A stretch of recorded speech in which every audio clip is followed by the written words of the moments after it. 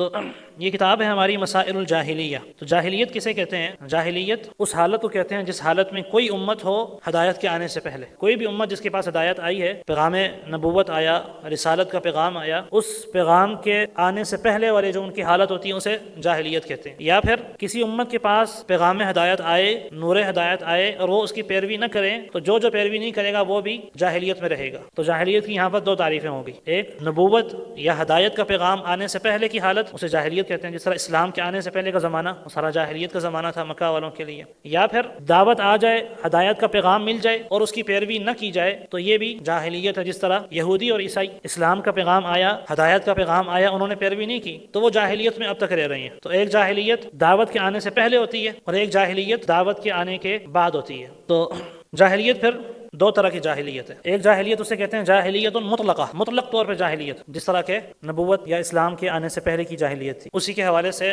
اللہ رب العالمین نے ہماری ماؤں کو، نبی صلی اللہ علیہ وسلم کی بیویوں کو حکم دیا وَلَا تَبَرَّجْنَ تَبَرُّجَ الْجَاهِلِيَّةِ الْأُولَى، کہ جو پہلے جاہلیت ہے، یہ جاہلیت مطلقہ، زمانہ جاہلیت، اس زمانے کی عورتوں کی طرح بناؤ سنگھار، اس زمانے کی عورتوں کی طرح لباس، اس زمانے کی عورتوں کی طرح وہ جاہلیت والا انداز اختیار نہ کرو۔ ایک یہ جاہلیت، جس طرح حذیفہ رضی اللہ عنہ نے اپنے حالات بتاتے ہوئے صحیح بخاری میں فرماتے ہیں کہ انا کننا فی جاہلیت و شر، کہ ہم جاہلیت میں تھے اور شر میں تھے۔ تو ایک یہ جاہلیت مطلق جاہلیت کہ پورا زمانہ ہی جاہلیت میں، پورا علاقہ ہی جاہلیت میں گرا ہوا ہے، اور دوسری جاہلیت ہے جاہلیت مقیدہ، کسی انسان کے ساتھ خاص، کسی گروہ کے ساتھ خاص جاہلیت۔ تو یہ تو اسلام کے آنے کے بعد بھی کسی میں بھی ہو سکتی ہے، مجھ میں ہو سکتی ہے، آپ میں ہو سکتی ہے۔ اللہ تعالی ہم سب کو جاہلیت سے محفوظ رکھے۔ جس طرح کہ ابو ذر رضی اللہ عنہ نے ایک دوسرے صحابی کو طعنہ دیا کہ تو کالی ماں کا بیٹا ہے، تیری ماں کا رنگ کالا ہے، تو آپ نے کیا فرمایا ابو ذر رضی اللہ عنہ سے؟ ابو ذر انک امرؤ فیک جاہلیہ، تمہارے اندر ابھی تک جاہلیت موجود ہے۔ تو یہ جاہلیت مطلق نہیں ہے، ہر چیز میں نہیں ہے، بلکہ ایک خاص چیز کے اندر ہے۔